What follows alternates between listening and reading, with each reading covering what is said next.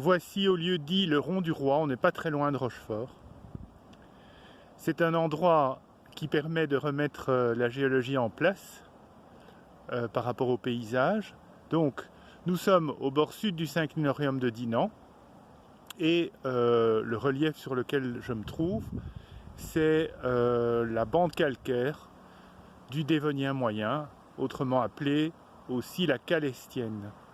Et donc cette bande calcaire fait une série de plis pour revenir jusqu'à l'endroit où je me trouve, et vous voyez un de ces plis à droite. On observe d'ailleurs sur le sommet de cette colline une carrière. C'est la grande carrière de la Boverie. Au pied, on a une dépression qui est la dépression de la Famenne dans un matériau tendre. Ce matériau tendre, c'est les schistes du Dévonien supérieur que nous avons vus en affleurement. Et à l'horizon, vous voyez que ça remonte un petit peu, il y a un relief. En fait, ce relief, c'est le Condro, avec une alternance de grès, d'où le relief, du Dévonien supérieur et de calcaire du Carbonifère inférieur, autrement dit du Dinancien. C'est ce que vous verrez sur la carte géologique à la diapo suivante.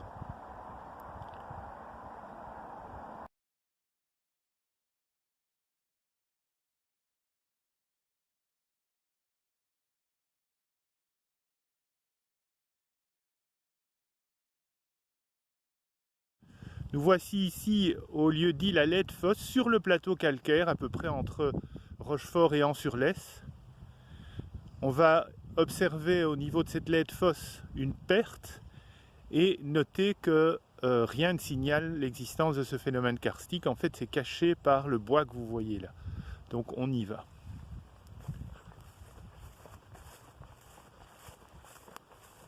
Voilà la tête du vallon de la Laide-Fosse. Donc on va y descendre.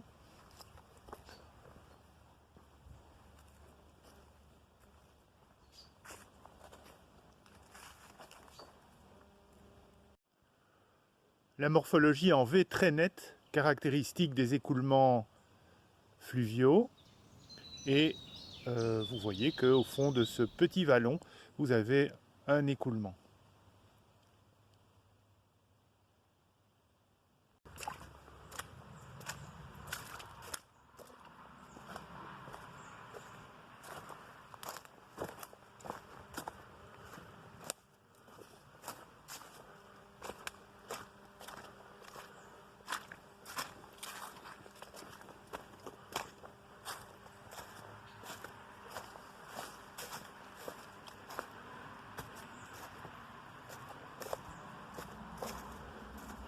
Et on débouche ici sur une doline.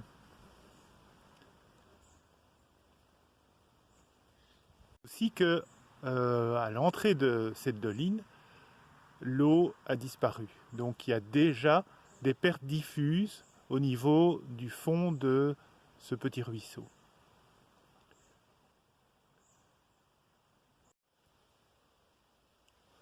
Donc voici la doline de la Laide-Fosse, qui est également une perte, qui débouche d'ailleurs sur un réseau souterrain dont l'entrée est là. Alors les eaux qui s'infiltrent dans la perte de la Laide-Fosse étaient supposées ressortir à la fontaine Saint-Martin, qui est relativement près d'ici, qui suit la pente des couches. Mais en fait, un traçage a montré que ce n'était pas du tout le parcours réel. En fait, le parcours réel mène les eaux de la Laide-Fosse jusqu'à la résurgence d'Éprave, c'est-à-dire beaucoup plus loin. Et en fait, on a constaté que les eaux suivaient les couches, donc la direction des couches calcaires.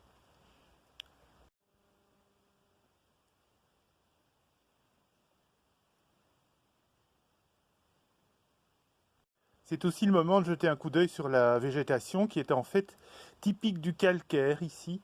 Vous avez la fougère scolopendre, magnifique fougère avec cette couleur bien verte. Et vous avez aussi le lierre, qui est typique également des sols calcaires.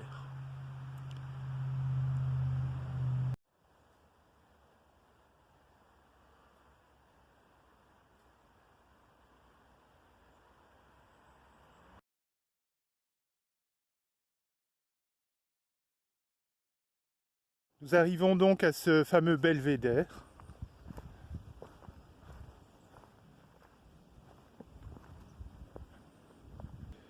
Ce belvédère permet de voir un paysage qui correspond en fait à la vallée abandonnée de la Lesse. En fait, la Lesse rentre sous terre, ici à droite, dans le domaine des Grottes de Han, au niveau du gouffre de Bellevaux.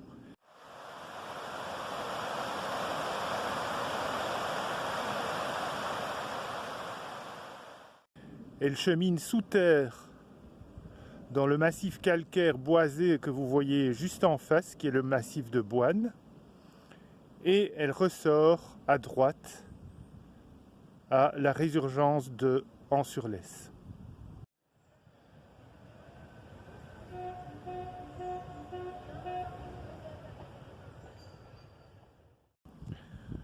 Donc cette vallée qui forme une boucle, vous le verrez sur la figure qui suit, le modèle numérique de terrain, est abandonnée, mais lors des crues de la Lesse, le gouffre de Bellevaux n'absorbe pas la totalité du débit et donc la vallée est à nouveau partiellement occupée. Et on voit la Lesse qui s'écoule à nouveau au sein de son ancienne vallée.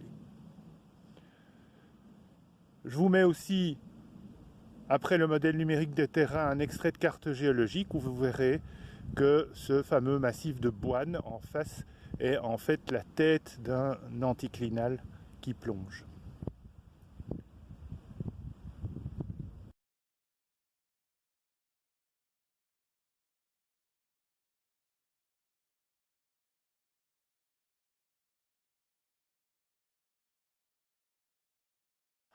Nous sommes arrivés à Éprave, dans la vallée de la Lomme que vous voyez ici.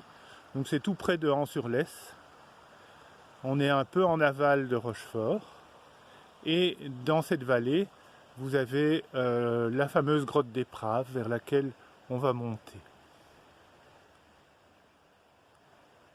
L'entrée de la grotte, elle montre une section elliptique malgré le pendage des couches. Donc il s'agit, une fois encore, d'une conduite sous pression.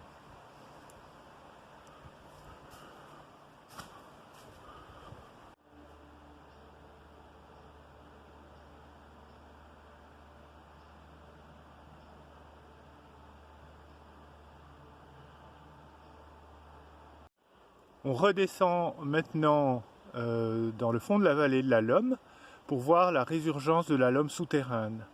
Et comme vous l'indique ce petit schéma, en fait cette résurgence se fait au débouché d'un siphon qui fait probablement à peu près 90 mètres de profondeur. Voilà le site de la résurgence et de la confluence avec la Lomme aérienne. Donc ici vous avez la Lomme aérienne et se jette dedans avec un débit qui est quand même assez impressionnant. La Lomme souterraine qui ressort de l'endokarst. On va aller voir ça.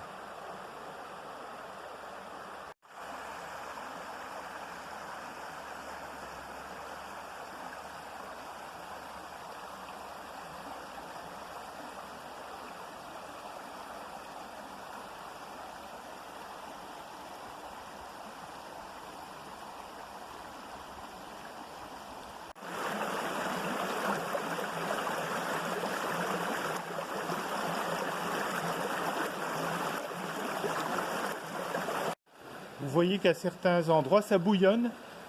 Il s'agit pratiquement d'une résurgence vauclusienne, c'est-à-dire sous pression. Donc c'est l'eau qui remonte du siphon.